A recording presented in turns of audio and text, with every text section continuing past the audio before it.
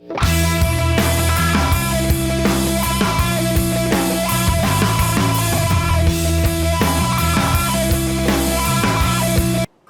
y'all, and welcome to Coffee Night with Rainy Pori. And the Fat Old Geek, or Fog if you prefer. And Rainy for short. And guess what? It's actually night this time. We had a slight change of venue to try and cut down on the ambient noise from traffic on the street and everything. Yeah, I have a freeway that runs behind my house, as you may have noticed in other videos. So, anyway, so tonight we're going to be talking about She Hulk. Dun dun dun. the sensational, the savage, the always amazing She Hulk. But most specifically, we're going to be talking about the story arc called Single Green Female, which is all laid out right here. I'm pretty sure y'all can see it on the table, though probably not very well. It was actually something that Fogg found in his office that wasn't up in one of the long boxes, and he gave it to me to read, and I enjoyed it very much. And we are going to have a discussion about some of the points in the story. But since I don't have a strong background in She-Hulk outside of the one or two comics I read before this story arc, Fogg's going to lead us off with, who is She-Hulk?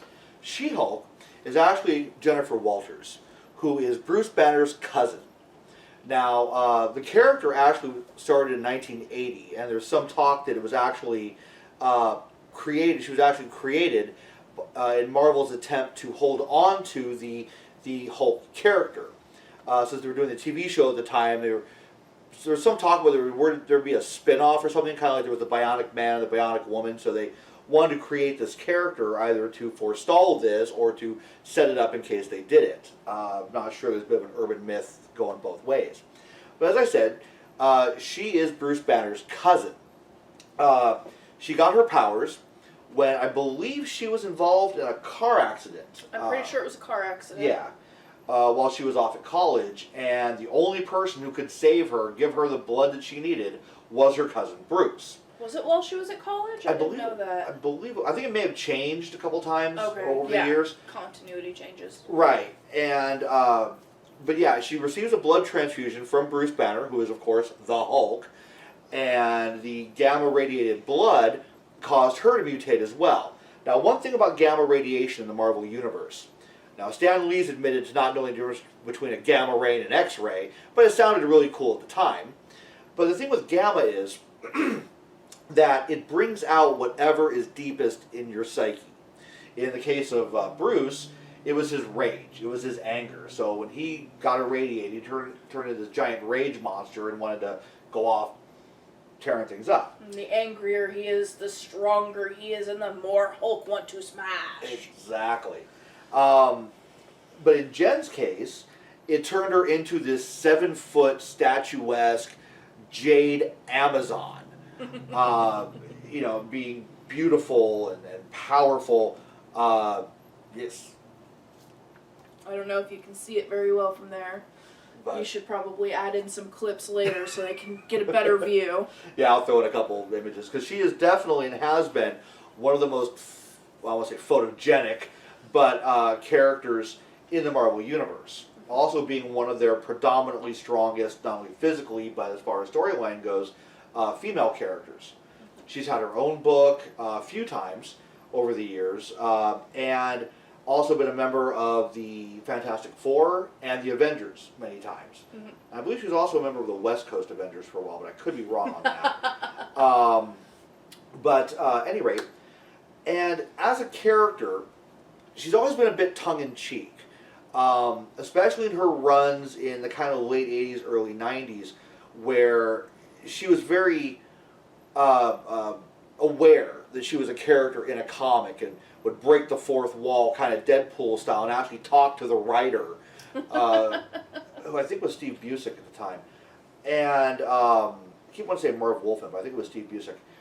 And you know, they would have these conversations, and there was always kind of jokes about he was going to make her jump rope naked, and things like that. And you know, as a character, you know, she would come through and be this very strong character, but then go off and do these really funny, weird things in her own comics.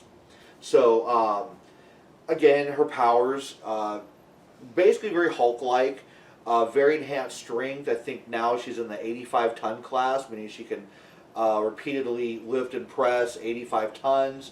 She has enhanced endurance, invulnerability, healing, I believe, is one of her abilities.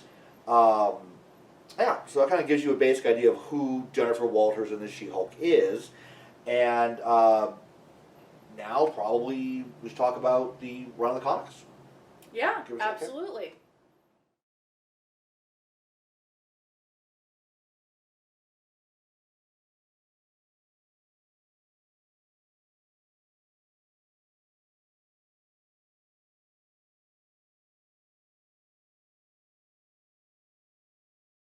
Alright, so where we start off is in the comic is actually going a little bit into her backstory.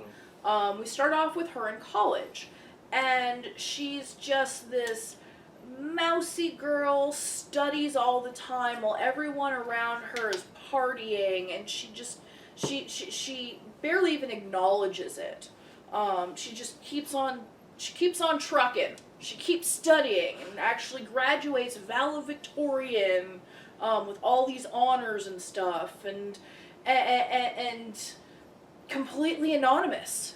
Nobody knows who she is. She never stepped outside of herself long enough in college while she was busy studying and actually trying really hard to get her degree. She never basically left her room. She never socialized. She never had this life. It just kind of went on around her while she was nothing but a study bot. And it kind of feels like like she was, I don't know how to say it right, but it kind of feels like she was just sort of going along with it. Not because she even wanted to, but because it was just expected of her. It was expected of her. Yeah. It's what she had to do. Her graduation picture is like, yay. Which actually was a cool bit. You see that graduation picture on the wall? And it's a little mousy picture, but all around is all these magazine covers and stuff of She-Hulk everywhere. And there's Jen in the middle kind of like, I graduated. He's talking about present day in her bedroom. Yeah, right. They jumped to present day, sorry. Yeah. So they jumped to present day. Which actually, they really jumped to present day because, like I said, they have the picture there, the wall of pictures, and then they kind of they creep back through the hallway, her little place there in the mansion, the Avengers mansion, and she's in bed with this, like, underwear model, some Fabio type, and she's laying there, but she's Jen, and she kind of wakes up, like, oh, man, that last night was great, and uh-oh, what's he going to think when he wakes up and sees me like this? Okay, hang on, be cool. I'm going to just change back. And so, bam, she hulks out, which actually lifts the guy off the bed. And boom, he slams back down and wakes up. Hey, what's going on? He's like, that's what happens when you date a superhero. I spasm while I was sleeping. Oh, that's what it was. Yeah, I spasm. Spasm. It kind of reminded me of those tropes they used to have back in old TV shows where, the girl will wake up and be like, oh, and jump up real quick to freshen herself up, and so the guy wouldn't see, the bed hair and all that kind of stuff. Well, I mean, they still kind of have that right. in media today. Yeah. Tell me the last movie you saw that a woman woke up in it without already having full makeup on and her hair perfectly coiffed with that little fan spread on the pillow to denote that, oh, she was sleeping. I'm sorry. I don't care what makeup you wear. Unless it's tattooed on, you're going to wake up all smudged with a streak on your pillow and your lipstick all over half of your face. There's no way, if you wear makeup to bed, you're going to wake up with that makeup. Yeah, even slapstick comedies. The woman wakes up kind of slobby. She still looks, better than most people do when just going out to the mall or something. So yeah. Exactly. Yeah. But we're getting off topic here. So she wakes up, launches the guy out of bed. Anyway. Yeah. I'll take it then. Okay. She wakes up, launches the guy out of bed, makes some sort of quippy comment, and she realizes then that, wait a minute, I'm late for work. So she gets dressed, she takes a shower, she gets dressed, and speeds her little speedster car right up to the front of the courthouse, where you're not supposed to park. Parks it right there, sticks a tag that says Avengers Emergency on her car, so it doesn't get towed away, and actually makes a comment about how much she loves having these things. Like a handicap placard or something. Yeah. Or having a police car, being able to park anywhere. Right. Anyway, she goes in and as She-Hulk, and is trying the case, and she's actually doing a good job as the prosecutor. I believe she works for the DOJ. Yeah, Department of Justice. Yeah, she works for the Department of Justice. She's doing a pretty good job, and it does feel like it's gonna go her way. But then she gets called in for an Avengers emergency. So the judge goes, okay, we'll take a recess, we'll be back here tomorrow morning at whatever time. Right. Much to the chagrin of the defense lawyer, who's like, no. Yeah. But, she's the She-Hulk. Right. What are you gonna do? So she goes off into space. She's in space. And they're fighting AIM and the Blizzard. Yes. AIM and the Blizzard, who want to freeze the world. As one does. As one does. World domination and all that nonsense. So the Avengers win the day. Woo! We won! What are we gonna do now? And She-Hulk and Hercules are like, let's throw a party, man! So we cut back to the Avengers mansion where there's this riotous party going on. And She-Hulk's on stage singing, and Hercules is just dancing on tables. And the funny part about that is there's Steve Rogers and Tony Stark are sitting there looking at it like, and Tony's like, isn't this going a bit far? And she's like, yeah, she's a little getting crazy. And poor Jarvis, not the computer animated one, but the actual butler they have, Jarvis, is kind of cleaning up after her, all the champagne's flying and stuff. And, Tony's like, we got to do something about this. And, when Tony Stark is telling you you're partying too hard, it's definitely time for intervention. Yeah. Which, of course, he wimps out on and puts off on Steve, but sorry. But we're not there yet. I just thought that was a great thing. Anyway, so after her riotous party where she pulls in her supermodel boyfriend and everything, she wakes up the next morning, goes and finishes prosecuting for her case, and jury turnaround is so fast it actually breaks a record. I think it was like 3 minutes or something like that. Or something like that. And while the jury's in, the judge is actually thanking her for saving the world. So she wins her case in record time. So her and the entire staff of the DOJ go back, and what do? They party! Where she calls in her supermodel boyfriend again because everybody in the office has pooped out. They're done. They're passed out. Yeah. So she goes back to the mansion with her boyfriend to party. Yeah, and the next day, sort of marks the beginning of the end. Yeah. It kind of, we've only had a couple pages of all of this partying and stuff, but it sort of marks the ending of an era here, because the first thing that happens when she wakes up is her underwear model boyfriend is quietly putting on his clothes and trying to sneak out. And she asks him, "Are you sneaking out?" And he's like, "Yeah, it was fun, but really, it's a little too much." And she's like, "What?" And he's like, "Yeah, you're just a little too shallow for me." Which she shouts after him, "But you're an underwear model!" Yeah, when underwear models tell you you're shallow, and Tony Stark tells you you party too much. Well, Tony didn't. But the next thing that happens is Steve, poor Steve, Captain America, by the way, but, as Steve, not Captain, comes up to her and says, "You're a valued part of this team, but the mansion can't take it. I'm sorry, you can take as much time as you need to find a new place, but you kind of can't live here anymore, because you're going to bring the mansion down on our heads with all this partying you're doing. So I'm sorry. So she gets pretty pissed, goes off to work, where her boss pulls her into a meeting. First to talk about some copies that were left on the copier of somebody's butt. It was a color copier, Jen. Yeah. Oh.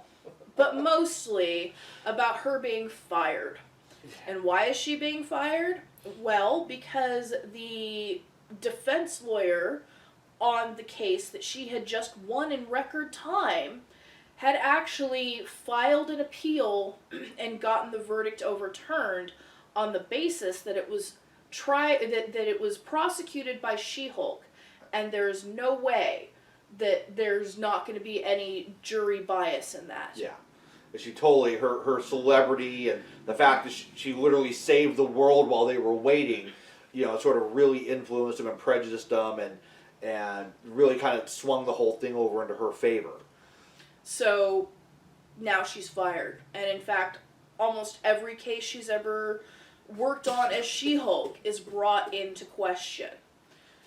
So she goes off and she hits a bar and she drinks. Oh, and actually one thing that I forgot almost.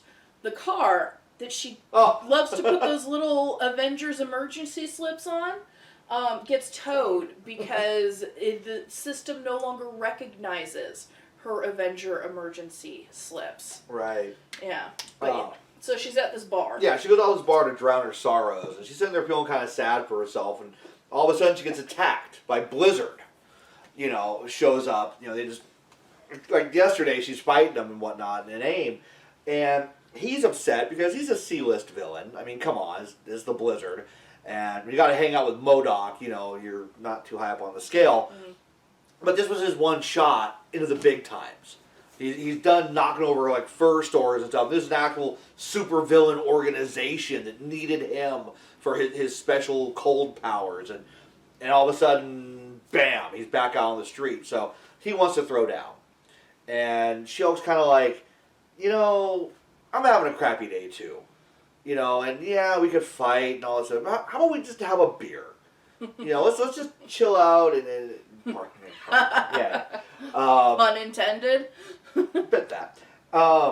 Let's just talk for a minute. So he says, okay, I could use a beer. I don't know how he drinks with that mask on, but he does. And so they sit down. You see him drinking a couple beers, and a couple panels go by, and of course the stacks of beer mugs are getting bigger and bigger and bigger until eventually he's completely sauced. And he's like, "You're great, Shulky." Falls off his bar stool. And the bartender's like, hey, Jen, thanks for not wrecking my bar, No, hey, She-Hulk. Oh, you're right. Not wrecking my bar. You're right. He does say, hey, She-Hulk, thanks for not wrecking my bar. And she's like, yeah, I just didn't feel like it, and I've already been in enough fights, and I don't need this kind of garbage today. But, it showed that Jen, again, can think. She's an intelligent person. She's not just, grabbing people and... She-Hulk can think. She-Hulk can think, yes. Sorry. Misnaming She-Hulk. But yeah, She-Hulk, is an intelligent person who can think and reason and doesn't always, resort to just, beating people up. She may be a party girl, maybe a little crazy, but, there's actually a person in there. There's not just, a set of fists and a unitard. Yeah. Kind of thing. I mean, she is a brilliant lawyer. Yeah. Which, actually, segues into the next bit that happens pretty perfectly. Actually, yeah, on the way out, she's offered a job by a man named Holloway, who runs one of the most prestigious law firms in New York. In fact, the one that just got her fired from the DOJ. Yeah. And so she's like, okay, things are looking up. But the guy says, well, hang on a second. I'm hiring Jennifer Walters, not the She-Hulk. So when you come to work for me, you actually have to be Jennifer. Well, at this point, she's like, yeah, okay, that's great. I'm going to, cool, I got a job. I didn't have one 10 minutes ago. I have one now, and it's at the coolest law firm in New York, one of the coolest law firms.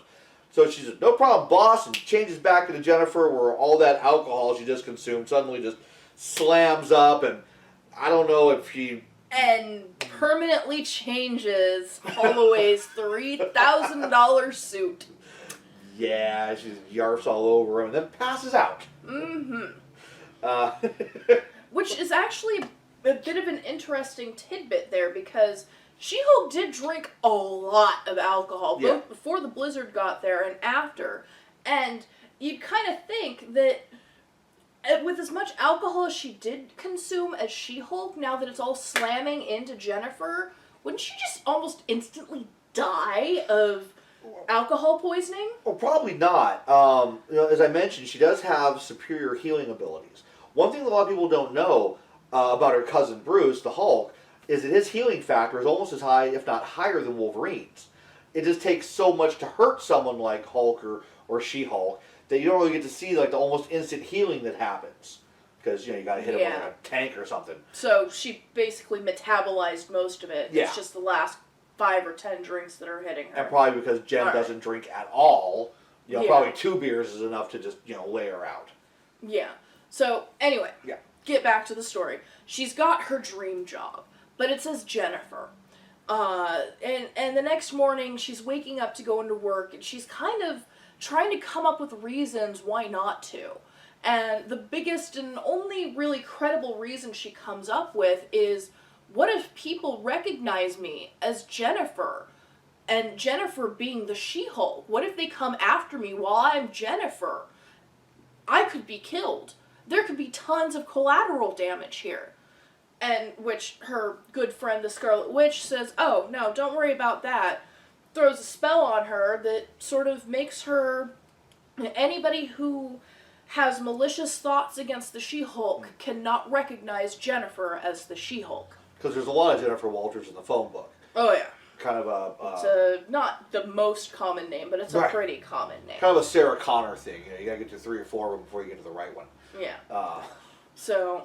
Yeah, and so she shows up at work, and she's taking the tour of work, and she's kind of antsy the whole time. She's kind of like, oh, okay, and meets her other co-workers and the various people there, Mimic and Andy the Android and so on and so forth, and the speedsters they use for messengers. She's taken down into like the basement where her office is going to be. And she thinks she's signed on to this, big prestigious firm, which she did, but now she's told she's working in the metahuman section. She's working on metahuman law, things specifically detailing people with powers. Mm-hmm. And her first case, actually, is a metahuman law case. It's kind of funny, though, the archives, they go by the archives, and I always kind of love this bit, that in the Marvel Universe, Marvel Comics actually exist. Mm-hmm. Usually they are licensed from a superhero, kind of telling their life stories to the comic book writers and creators who then make the comics off of them. Yeah. And because they have the Comics Code stamp of authority, they actually treat them like actual legal documents. They are federal documents. Right. Steve Rogers, by the way, for a little while, actually had a job being the illustrator for the Captain America comic. They just didn't realize that he was Captain America. Yeah. So she gets her first case, which is the case of Mr. Dan Germain, who is a safety inspector at a nuclear power plant. And as things go in the Marvel Universe, he suddenly gets powers. There was some sort of industrial accident while he was inspecting something at this plant, and he gets doused in all these chemicals, because that's totally how you get superpowers. Don't actually go douse yourself in chemicals. You'll probably hurt yourself or become pretty colors that are not good for you, probably. Anyway, so he gets doused in chemicals and gets these superpowers. He's now got super strength. He's got almost perfect invulnerability. He can't be hurt by things. He's grown like a couple feet and super wide shouldered and stuff like that. He's got these little ion things that float around his head like ion stones in D&D. And he's got some sort of energy projection power that he doesn't quite know how to control yet. But he's there because he wants to sue the company that he was inspecting to get money to get rid of his superpowers. Yeah. Or at least compensate him for, things that are going on in his life. Yeah. So Jen, gets the case, she researches it, and this kind of takes her to the end of her first day. And at the end of the day, she runs out of the building. I mean, she's gone. She just takes off and runs across the parking lot to the first cover she can find behind this tree or whatever it is, and ducks down and kind of, boom, and turns back into She-Hulk, where she kind of, oh, that's better. Rips right through her tights and everything. But that, to me, really felt like, when you give up coffee or cigarettes, and that first day where you're like, I really need it. Yeah. I really, really need that cup of coffee. But you can't. That felt like her just barely getting out of the door and lighting up a cigarette. Yeah. Because she just couldn't go any longer. Right. She just had to get back to being herself, kind of thing. And I'm actually going to take us back a little bit because you did leave a small bit out. Jennifer cannot understand why the heck Dan would want to get rid of his powers. Why he wouldn't just want to be this superpowered being. She just can't understand it. And she's actually questioning all throughout the day, and especially after she gets this case, whether she wants to stay on or not. Yeah. I mean, Jen's powers have brought her everything she ever wanted. Fame, fortune, beauty, strength, everything Prestige. Oh, yeah, very much so. And so, it's kind of inconceivable to her, why wouldn't you want to be a demigod? Well, Thor obviously is, and, Hercules obviously is, but, let's just aside. Yeah. But, why wouldn't you want these cool powers? Why wouldn't you want to be able to do this and be this strong? And it kind of makes no sense to her. Yeah. It caused her to question, almost everything. Yeah. But she decides to go back the next day, and after pouring through the archives, she actually finds a way that she could win this case. And she actually finds it in her own origin issue comic. So she rings up Dan, says, hey, I found it. We need to sit down and talk about this. So he invites her back to his house later that night to talk with him and his wife and all that, and says, just come comfortable. We don't stand on ceremony here. So she shows up as She-Hulk, because that's comfort to her. She's comfortable as She-Hulk. She's uncomfortable as Jennifer. So she shows up as She-Hulk, and his wife actually answers the door, Mrs. Germain. And this is kind of creepy because she has this cast on and a neck brace on, and it kind of felt at the time, at least the message I felt that they were trying to convey is that maybe he wasn't such a great husband in some respects, in that he hurt his wife. And there had actually been some dialogue before between Jennifer and a couple of other people about how once you get superpowers, there's really only two things you can do with them. Either become a superhero or become a supervillain. And until you make that choice, all eyes are on you to see, to try and gauge which way you're going to go. Are you going to be somebody I'm going to have to fight tomorrow? Or are you going to be somebody that's going to become my ally? So anyway, she walks in and she's seated at the table with the wife and Dan Germain and their child. And then the child is really kind of upset, and not want to be part of this, and kind of saying some bad things about her dad. And Jennifer lays out her case, that it's wrongful death. That for the minute you got irradiated and became Danger Man, that Dan Germain no longer existed. Which really upsets his wife. saying, well, the man I love isn't here anymore, then, what's the point? What am I doing?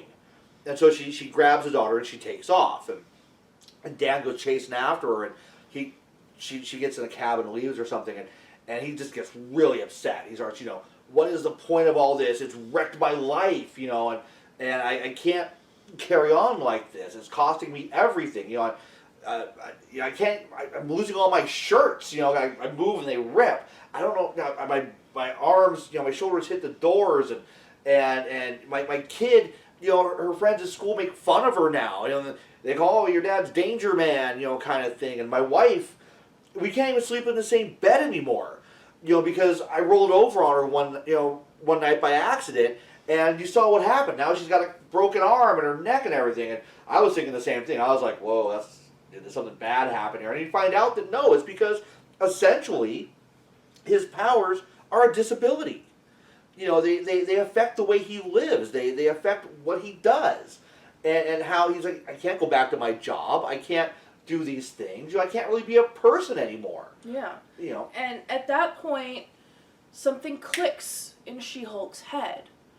And she can finally see how having superpowers can be a bad thing. And there's Danger Man about to go nuclear, about to take out 3 to 5 city blocks. And She-Hulk is assessing the situation.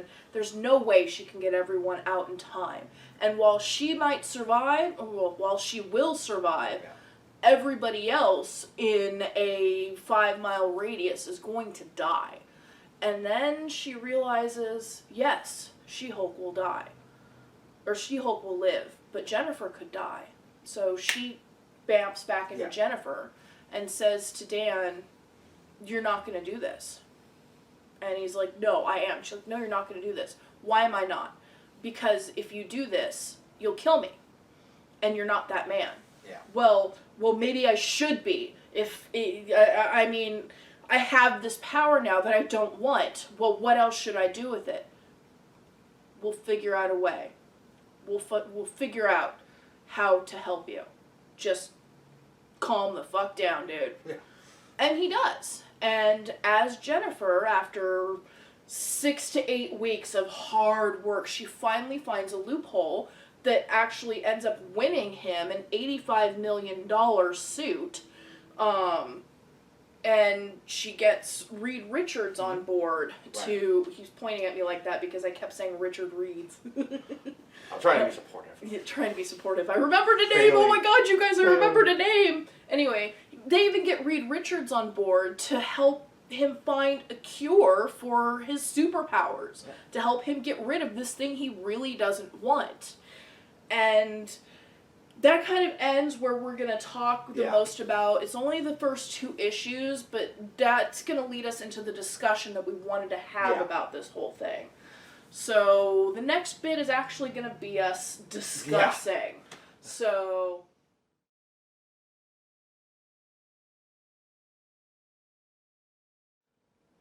anyway. Why don't you lead us off? Okay, well... like I said, the big thing about this story arc really is the duality between Jennifer Walters and She-Hulk. That they treat them like almost 2 separate people. And for the most part, they really are. I mean, you mentioned at the beginning that the Hulk, both She-Hulk and the Hulk, their powers are born of the strongest parts of their personality. Mm-hmm. With the Hulk, it was his rage. Right. And that's where he gets his power from. Mm-hmm. He just gets mad. Right. But with She-Hulk, I feel that the She-Hulk was born out of Jennifer's self-loathing. She has a lot of self-hatred. Yeah. And both her and She-Hulk mention all throughout the comic, at least the first 3 or 4 issues, that Jennifer's useless. There's no point to Jennifer. Why would I want to be Jennifer? She-Hulk is so much better. Right. There's nothing that Jennifer can do. Right. And yeah, slowly throughout the arc, she starts believing in herself as Jennifer because she is a great lawyer. She's a freaking awesome lawyer. Right. But there is a duality because they're basically two different people until Jennifer learns to love herself or at least trust in herself. And then they kind of become a more cohesive unit. They're the same person, just one's green and one's not. Well, I don't know, I kind of viewed it as they aren't two separate people because unlike her cousin, when he becomes the Hulk, Bruce goes somewhere else. And the Hulk is a whole different personality. He is a whole different creature. Mm-hmm. Even in a couple of his other iterations where he actually was a completely different mindset, a completely different personality. Yeah. In a way, Jen and She-Hulk are kind of different facets, on the same gem. Okay. It's not that she thinks any different when she's Jen. It's not that she doesn't have another personality, Dr. Jekyll style take over. But it's how she views herself. I would argue she doesn't have another personality because when she's Jen, mm-hmm. she's not thinking about partying and going out and stuff like that. But as She-Hulk, she's just party all the time. Yeah. Yeah, she does get all serious for Avenger stuff and for actually prosecuting cases and working on cases. Right. But, I mean, because she doesn't need to sleep really, because... nothing really harms her. Mm. She can be partying every second that she's not working. Well, yeah, she's effectively won the lottery. Pretty much, yeah. Yeah. But Jennifer, either because she knows she physically cannot do this stuff, or because Jennifer is not that kind of outgoing person, they kind of do have different personalities. Well, yeah. But I mean, they're not like separate and distinct. But yeah, basically they're not separate personality in the case of a multiple personality kind of situation. Okay. That's kind of what I was going for, really. Okay. More that like She-Hulk is like the confidence and the power, and like when you've had the first couple of shots, all of a sudden you're ready. Those bikers aren't so tough. Except as She-Hulk, social lubricant. Exactly. Except She-Hulk can actually back that up. Okay, yeah. Whereas Jen, is afraid of people and afraid of the world. She-Hulk is just like, I'm bulletproof, literally. You drop a tank on me and I'm okay. And like I said, it's getting everything you've ever wanted. But then realizing it kind of wasn't always everything you wanted. Yeah. There is also the whole bit about, in my opinion, it was kind of like the She-Hulk was the mask that Jennifer put on. Yeah. It was, to go back to makeup, it was like the makeup she put on before she went out to prosecute a case, her power makeup. The stuff you put on to make yourself feel more confident. Well, armor, basically. Armor, yeah. Yeah, it's armor against the world. And it kind of actually draws her away from humanity in that. Mm-hmm. And yeah, she's partying, she's having a great time, she's dating underwear models and saving the world, but at the same time it's like she can't really connect with it. She can't really feel any of it, which is why she's going so hard. Mm-hmm. But because She-Hulk is invulnerable and because She-Hulk is so strong and such a public figure that she doesn't even have to try and be confident. She just stands out and everybody loves her. Or, if you're a supervillain, sometimes you hate her. And some of them just want to be her. But it's like she's disconnected from humanity. Because she's She-Hulk. And because she's spending so much time as She-Hulk. Yeah. When she's Jennifer, she's still disconnected. But from everything, not just humanity. Yeah. She's definitely insulated by it, and to the point where She-Hulk becomes a caricature. You see little bits of Jen, like when she's in court and things like that. Mm-hmm. Especially in this book, where we would do a little bit of the court bits and all that stuff, but then it's back to being, cool, Miss Cool and, superhero kind of thing, and then kind of back to real life, and that's why when the real life of being Jen gets forced on her, more or less, that you will be forced to confront who you really are. You know, we're going to take that armor away from you.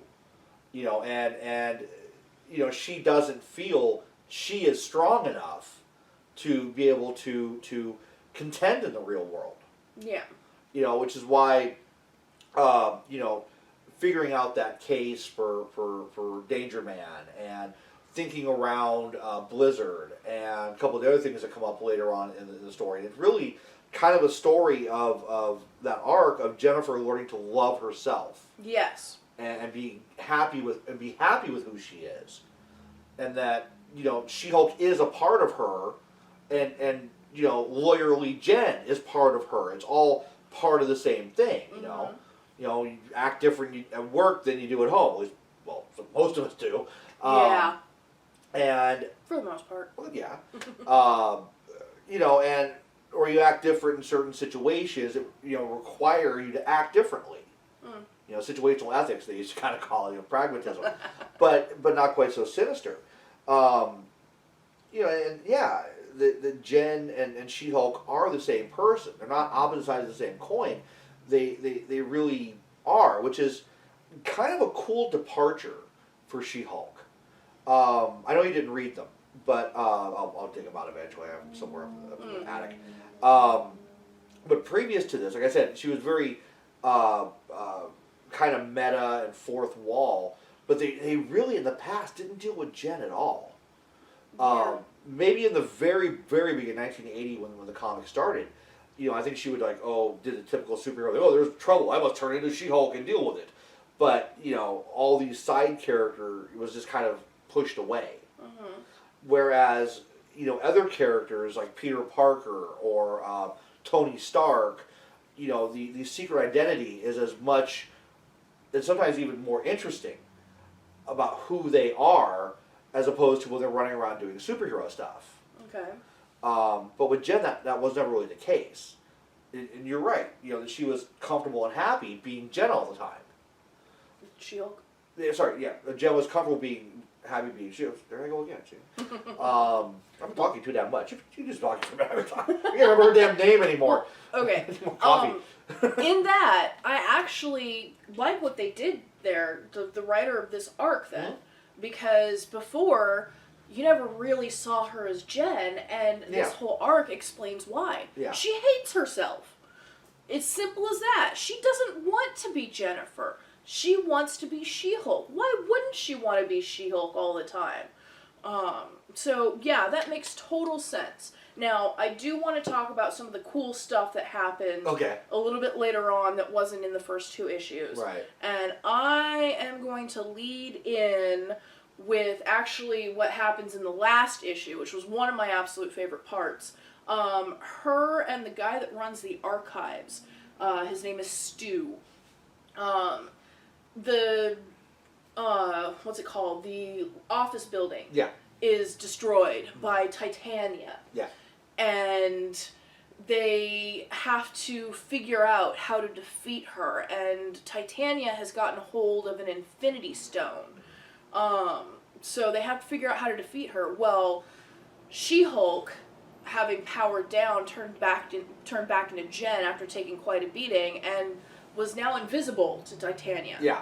Because apparently the way the spell that the Scarlet Witch put on her works is that when she's Jennifer, if you want to do something bad to She-Hulk, you can't see Jennifer at all. So she's just like this invisible ghost thing. Where's that voice coming from? Where did She-Hulk go? You can't see me.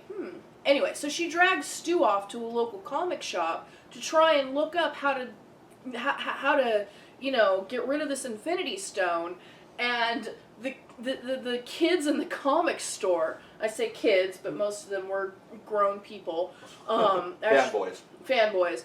They're actually arguing with Stu about the continuity of the She-Hulk issues in the comic. Right. It just this super meta little argument inside of there, and you gotta imagine that the guy that wrote the comic had an argument like that with some fan, either online or at a convention, and just decided to write it into the issue. oh, how many times have we played? Well, actually, yeah, like you don't. Okay, yeah, Yeah. you've never said, like, well, you know, in issue 47, you know, is it fourth wall break inside a fourth wall break? Exactly. That's like 16 walls. Yeah, that was a classic scene because again, we're My passionate about coffee. what we do, My coffee's gone. and like I said, we're passionate about what we do, and we love to talk about it and argue about it. Mm-hmm. Yeah, that scene was great. One of my favorites. It was a very small bit when she's trying another case. I think it was in this run. It might have been this run or one. It was in this run. Was okay. Was one of the things they cite in the run because she's actually doing a case for a ghost who wants to come back and have this lawsuit. So they bring in like Doctor Strange to like summon him inside this thing so they can see him or whatever, or Doctor Strange brings the case to them actually. Mm-hmm. But as case precedent, they cite Thanos v. Universe, where at one point Thanos, I think during the Infinity Watch or something, had killed half the people in the universe, like literally just split it down the middle. And statutory law, by the way, is what they call that. And she's looking around, and I think she has a thing up on the stand talking about that. He's like, yeah, Thanos killed everyone in the universe, but that's okay. We can read and all. And you were there. You helped bring everybody back. And she's like, yeah, this kind of stuff happens, around here in the 616. How many people here were affected by that? And all these hands go up, including one of the defense lawyers, and he's like, you're killing the case. He's like, yeah, I know, but I got whacked, and I came back. Just the idea of, Thanos v. Universe, someone actually going and trying that case. Yeah. And the whole point to why that was brought in is that the ghost wanted to tell everybody who had killed him. Yeah. But because he was dead, they couldn't legally call him to the stand as a witness. So they had to prove that just because you died doesn't mean you're dead. Right. Now, my absolute favorite case that they tried in this arc Which one? is the Peter Parker and Jonah Jameson versus Spider-Man. Yeah. Oh, this was brilliant. So, one of the lawyers that works in the firm with Jennifer, his name is Pug. He's got a longer name, but I'm not even going to try and remember it right now. One of his absolute favorite superheroes is Spider-Man, because Spider-Man actually saved his life one time. And he's decided that Spider-Man just gets way too much flack from that Jonah Jameson character. Just way too much. So he gets She Hulk to help him get in contact with Spider-Man, and he's like, hey, why don't we sue Jonah Jameson? And Spider-Man's like, yeah, right, whatever, dude. So he actually ends up building a really good case against him. And it gets to the point where he wins. Peter Parker now basically gets to own the frickin' newspaper. Right. And then Pug decides to go the next step further and sue the pants off of Peter Parker. Yeah. Because he's the one that took all those incriminating photographs that Jonah Jameson used in his newspapers. And my favorite bit is when Spider-Man goes to their law firm and he's dangling upside down in front of the window of their office, and he knocks on the window, and he's and Pug's like, wait, what? And Spider-Man's like, Ivana. It was a knock-knock joke. Oh, knock knock. Who's there? Who's there? Ivana. Ivana who? Ivana Settle. And he actually wins by getting both Peter Parker himself and J. Jonah Jameson in chicken suits. Yeah. Outside, passing out formal apologies to everyone that's walking outside of the newspaper. And he's having a blast with it. And Jonah's obviously very ticked off. But it's just like, Spider-Man got some comeuppance. Yeah. That's kind of cool, man. It was also kind of neat because they kind of go into like the secret lives of superheroes, you know, because they all kind of know each other. About how, I think she's like trying to line up witnesses or something for Spider-Man's trial, and everyone's just like, I hate that guy. He's annoying. You know, bugs the crap out of me, you know, seriously. And just kind of how other people, you always think everyone has this nice, happy, you know, kind of superhero community, except the X-Men, obviously. But, you know, they're all just like, no, he's a jerk, and he's annoying. He's this little dude that buzzes around, and, you know. Everyone hates Spider-Man for some reason. Well, not that they hate him, it's just that he's annoying. He's kind of like that annoying kid, you know. Yeah, which they definitely show him, you know, very well in other media doing that. Even in that issue, he was pretty annoying. That he's just playing around, basically, and having a good time. But I think you had one more that you thought was really cool in it. Yeah. It was the other scene with Pug, actually. And, okay, yeah. And they talk about, again, how weird superhero life is, and how they just kind of make stuff up as they go along or something. And I think it was the lead into that case because they had to get back into they had to prove who Spider-Man was so he could be on the stand. He wouldn't take his mask off, but they still had to prove who he was. And at one point he had either been a member of the Avengers for like a day or something. Oh, that's right. So they had like his retina scan or something on file, and she had to go get the file. And because they were trying to get into the mansion, I think trying to get in as Jennifer and Pug. No, it was because since she was no longer a guest of the mansion, she couldn't sign in new guests. Oh, so she was allowed in, but he was like, no, somebody's trying to get in that doesn't have authorized access. Right, so the mansion security kind of attacks them with these like robotic arms or something. And in the midst of all this, they're trying to free him. And Jarvis, the human Jarvis, not the computer one, comes running out with this pot on his head, you know, the rolling pin or a baseball bat or something. And Jen was like, She-Hulk was like, you know, if there was something here that was going to trip the Avengers security system, you really think a pot on your head is going to help? And he's like, oh, well, don't worry, you know, Miss She-Hulk, it's made of like mystic forbusium alloy or something. And she stops and goes, we really do just make up words, don't we? You know, for just, you know, unobtainium, you know, kind of thing. Yeah, unobtainium, yeah. And I like that they do actually acknowledge some of the silly stuff that goes on, but I'm pretty sure we're running way long in time. We might have to cut this into 2 videos, guys. We don't know. We'll figure it out. Right. But if you have any thoughts on this comic arc, on She-Hulk, on what we've discussed here, anything you want to add, please leave it in the comments. We would greatly appreciate it. We always love having discussions, which is why we're filming them for you. Right. If you like us, then click that like button underneath me. Mm-hmm. It's underneath me somewhere. And if you love us, click that subscribe button that's under Fog. By the way, in the comment section, you know, if you guys have a favorite run of She-Hulk, because she's had 3 or 4 miniseries and a couple of ongoing series, please, by all means, you know, give us some recommendations. I've got a couple of the runs up in my collection, but definitely let us know what your favorite run of She-Hulk was. Recommend the next one he should bring down for me. Yeah, if I can find it. But yeah, as always, I'm Rainey Pori. And I'm the Fat Old Geek. Enjoy your coffee and your coffee night discussions. Yeah. Call her Avenger, call her a member of the Fantastic Four. Call her Jennifer, actually scratch that. Call her Miss Walters, treat her with some respect.